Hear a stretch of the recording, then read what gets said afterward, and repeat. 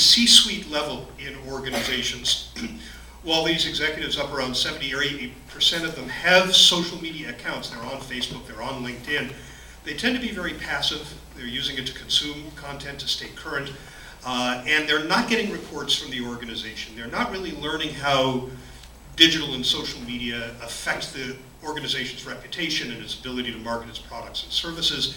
The response tends to be, that's marketing's job.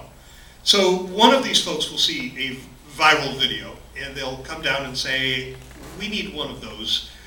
Get me a viral video. I'm looking for 10 million views. How do you sell that executive on the fact that just views is not necessarily the kind of metric they're going for? I mean, these are the same people who say they want 10,000 likes on Facebook, right? How do you make the case that that's not the goal? I mean, with us, like, just give me a call and, we'll work it out. No, I mean, in sincerity, like, the thing for us, I think, like, as we started the company, initially we focused on the idea of just, like, kind of, I guess, pumping YouTube views or getting your content in front of a certain audience. And what we've learned over time is, one, our client base is very different. So brands is actually just one of the verticals that we serve. We also have a lot of musicians. We have movie studios promoting movie trailers. We have game studios promoting gaming trailers with us. And each of the clients has different goals at the very end. And so whenever a client comes to us, whether it's a brand, whether it's a movie studio, we ask them, so what's your end goal? Like, what's your goal with the business? I'll use the example of movie studios. So we're working with a big studio. They come in with this trailer, like 2.5 minutes long. They're like, yeah, we just want these like 18 to 30-year-olds like watching it in the United States. The movie's gonna come out in a month. That's it. And we're like, wait, hold on. You want these people to go and watch your movie afterwards, right? You don't just want them just to watch your movie trailer because you want them to actually go and convert. They're like, yeah, that's true. And what we do is we actually, what we're doing for them is we're monitoring and seeing how long the amount of people, the millions of people that are going to see this trailer, how long they're going to watch it for, and then the ones that watch it through the end and the ones that share it on Facebook, we're then going to retarget them with banner ads across the web. So there's this concept of retargeting, which means that if you visit a certain website and then you leave, you start seeing their banner ads all across the web. So what we're doing for this movie studio, after you watch the trailer, and let's say you watch it to the end, you're going to start seeing ads across the web that will say 14 days until this movie comes out, 7 days until this movie comes out. Today's the day the movie comes out, go see it. And that constant reminding, after you've been exposed to the trailer is actually going to help you, like as a viewer, convert into actually going and buying the ticket for the movie. So for that particular client, we're actually looking at that, process of getting exposure to the video, but not from the point of, let's get as many views, but actually let's take these viewers that are watching your trailer and convert them into going and seeing your movie and becoming a fan. The scenario you described, we get that like all the time, endlessly. And the first thing is, luckily I'm not hearing this so much, but you used to hear this all the time. I'm sure everyone on this panel has heard this, that someone comes to you and says, I want you to make a viral video, which is, exactly the same as walking up to a film producer and say, I want you to write an Oscar-winning movie. Because in the end result, it has to win an Oscar. That's the end result of this film. So it's exactly, you can't, it's total cart before the horse concept. What we say is exactly the same thing as, is your end result more views? I mean, will you actually be able to pay people's payroll off of views? No, you can't. But will views translate to something else? Will you capture them a different way? Can you move them into a different direction?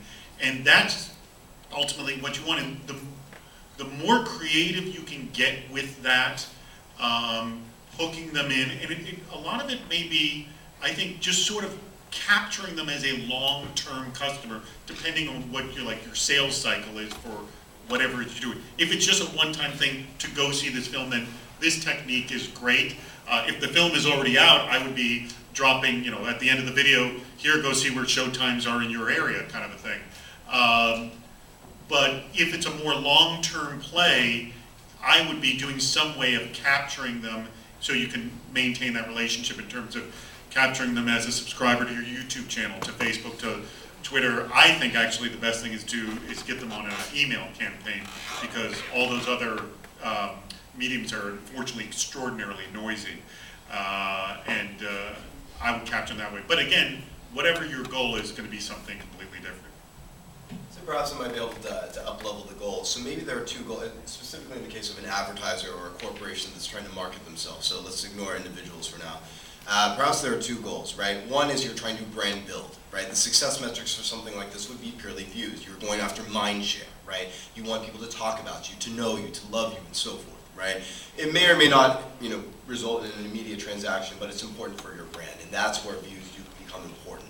But then, especially what Alex and Mark were saying earlier, the other side is transactional goals, right? So let's say that you're actually trying to drive something like a click-through to purchase, or actually, trying to drive something like a mailing list sign-up or subscribership, right?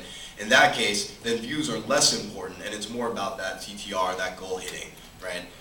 The other thing I'd say in terms of sort of views and how we convince sort of the industry, and this is just something more broadly that is sort of canonical to the human spirit, if you will, right? So if we look back, however long ago to high school, how many of you remember the popular group, as it were?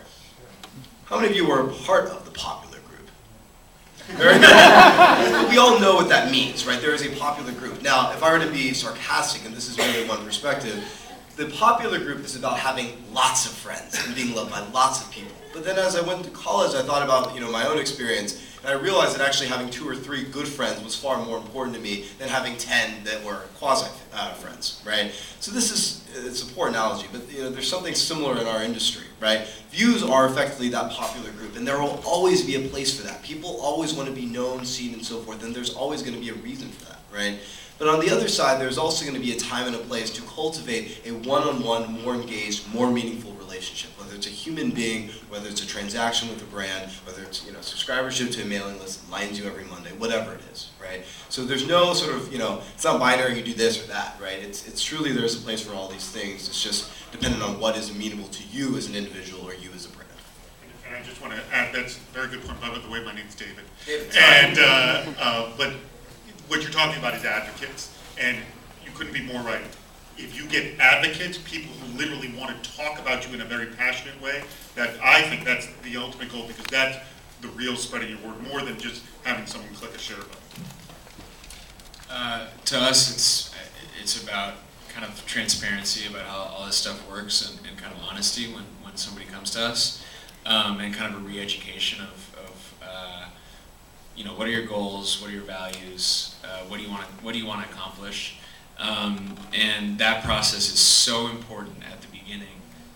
When that C-level person comes to us and say we want a viral video. First of all, we have at our company, every time somebody says the words viral video, they have to put a quarter in a jar. But yeah, just being really, when you start to talk them through, like, okay, here's what we do. Here are the activities we generally take to try and, again, raise your video above the white noise. And just walking people through it just requires a kind of like a re-education of what that word viral video means. It means, these 100 activities that we're going to take in order to have a successful campaign. Bing, I don't mean to put you on the spot. Well, Put me on kind the of spot. do. But do you know where the Kony 2012 video falls in the rankings of views? I do. The Kony, there's a difference between where I know where it falls and what I'm allowed to say.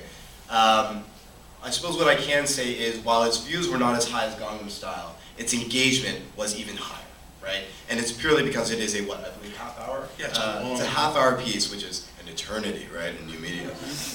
Whereas Gangnam Style's, 3.5, 4 minutes. And I think this is a phenomenal example of something that is cause-related, right? Its goal was to sort of, I guess, make aware and activate into some meaningful action for this organization, this nonprofit, right? Something.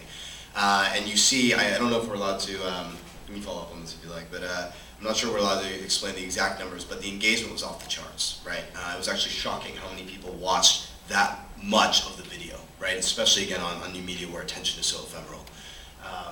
Right. Well, the reason I ask is, as you note, it's a half hour. It's pretty grim. It's not terribly entertaining, although it's compelling. And what I'm wondering is, if you take Gangnam Style, are there common characteristics of the videos that attract this kind of attention that people who are looking to produce videos should keep in mind? I would say I would say the two that come to mind immediately are ones that I think Alex and Zach had articulated earlier. One is that the organization behind Kony, I believe, is Invisible Children, is it not? Invisible Children is incredibly well supported by several major celebrities, right? In innumerable amounts. Sophia Bush, Director John Chu, so forth and so on.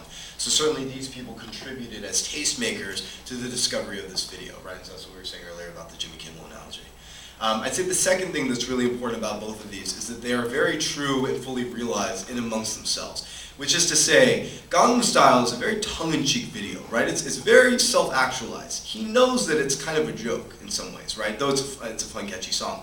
But you see in the music video, it's very tongue-in-cheek in many ways, and certainly his follow-up is the same fare, right? So too with Kony, while it's on the opposite side of the spectrum, it is very much who it is, right? It's not trying to sass up or sex up the situation, right? It's very, very serious, right? It is trying to be exactly what it is, which is a very serious issue that matters to a lot of people, and it presents itself that way in its tone, and its production, and its narrative, and so forth. Right?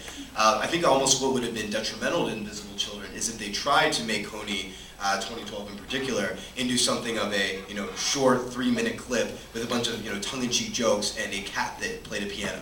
Probably be a poor decision, right? And so I'd say it's those two things, that authenticity, and again, using those tastemakers to accelerate discovery, that would be two common elements between these two sort of opposite paradigms. You talk about tastemakers, but we also talked about advocates, what I would call ambassadors. If you have a passionate following, say, think about Sephora, the cosmetics chain, they have a community called Beauty Talk. Tens of thousands of people talking to each other about cosmetics, makeup in there.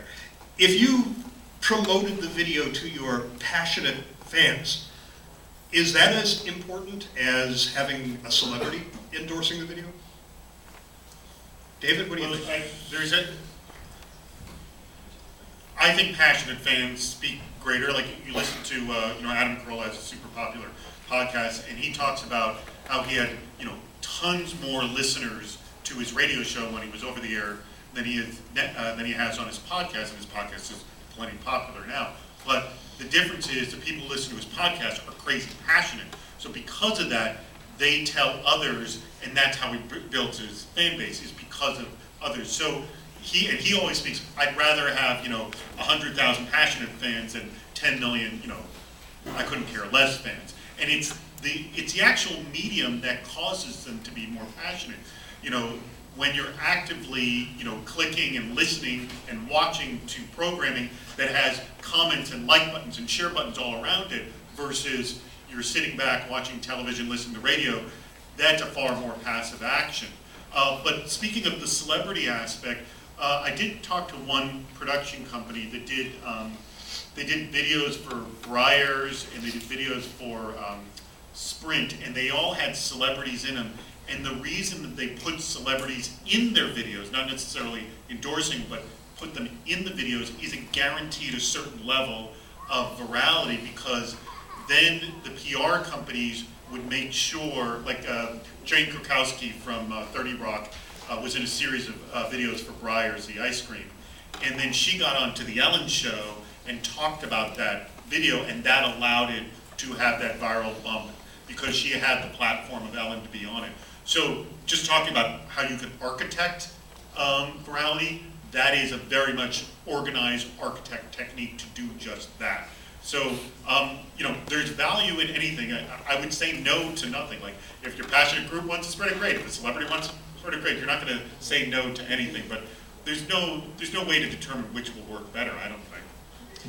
The content has to be relevant to the audience.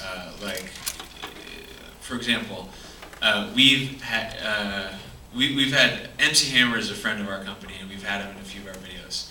And oftentimes he'll share our videos because we're friends with him. And if he shares a video that he's in and is somehow relevant to the people who have decided to be fans of him, now that is an engaging share. People get excited about that.